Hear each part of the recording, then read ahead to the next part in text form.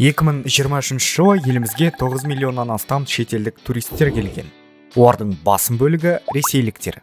Екінші орында Қытайдан келген туристер тұр. Үштікті түркиялықтар түйіндейді. Ал алғашқы бестікке Үндістан мен ақштан келген саяхатшылар кіреді. Бүгін біз еліміздегі ішкі туризммен таныстырамыз. Тағы бір факт. Былтыр 10 миллионға жуық адам өңірлерге саяхаттаған екен. Бұл отандық туризмнің танымал бола түскенін білдіреді. Биыл қазақстандықтардың 83% тауға шығып, туристік саяхаттарға баруды жоспарлап отыр. Сондай-ақ ел ішінде саяхаттауға қазақстандықтар 300 мың теңгеден артық қаражат жұмсауға дайын екен. Еліміздегі ең танымал туристік бағыттар арасына тау туризмі, мәдени туризм, этнографикалық туризм, экологиялық туризм, су туризмі және спорттық туризм кіреді. Енді оларды толығырақ қарастырайық. Экологиялық туризм – табиғи ортаға терең үңілуді мақсат ететін танымдық саяхаттардың бір түрі. Туристер табиғатты зерттеп, кең далада серуендейді және оқу-ағарту экскурсияларына қатысу үшін қорық аймақтарына бара алады. Шетелдік және отандық туристер арасында ең танымал жерлердің қатарына Алакөл көлі, Ақсу-Жабағылы қорығы, Бурабай табиғи паркі, Қатон-Қарағай ұлттық паркі, Қорғалжын қорығы және Қызыларай тау сілемі кіреді. Тау туризмі. Қазақстанның тау аймақтары саяхатшылар үшін танымал бағытқа айналды. Жыл сайын белсенді демалғанды қалайтын қауым Жетісу, Көккөл сарқырамасы, Мұзтау, Мәрмәр асуы, Бұрғат асуы және басқа да көрікті жерлерге барады. Алайда тауға шықпас бұрын мұқият дайындалып, қажетті жабдықтарды алып, қауіпсіздік ережелерін сақтауды ұмытпаған жөн. Этнографиялық және мәдени туризм қазақ халқының салт дәстүрлері мен әдет-ғұрыптармен танысып, халық шығармашылығы мен мәдениетін зерттеуге бірегей мүмкіндік береді. Қазақстан Республикасының туризм және спорт министрлігінің мәліметтері бойынша, елімізде тарихи мәдени мұраның 85 мыңнан астам ескерткіші бар. Оның ішінде 5 нысан ЮНЕСКО-ның бүкіл әлемдік мұра тізіміне енген.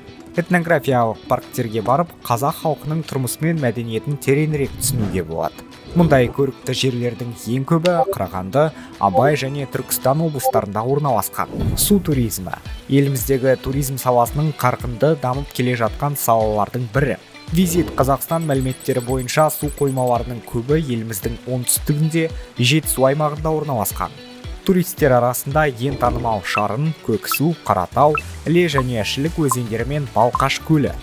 Спорттық туризм. Қазақстан Travel мәліметтері бойынша еліміздегі танымал саяхаттардың арасына атпен серуендеу, велосипед саяхаттары және маунтинбайкинг кіреді. Туристердің айтуынша, елде альпинизм және тауға өрмелеу спорты үшін жақсы жағдайлар жасалған жерлерге Шымбұлақ курорты мен Алтай Альпісі жатады. Қазіргі уақытта мемлекет туризмді дамытуға, сондай-ақ республиканың мәдениеті мен дәстүрлерін насихаттауға ерекше назар аударуда. Халыққа жолдауында президент Қасым-Жомарт Тоқаев осы саладағы маңызды жобаларды жүзеге асыруды тапсырды. Үкімет негізгі жобаларды жүзеге асыру үшін 10 басым туристік аумақты анықтады. Олардың бірі Каспий теңізінің жағалауы, сондай-ақ Іле, Алатау, Шарын және Алтын Емел сияқты орындарға визит орталықтар мен эко-қонақ үйлер.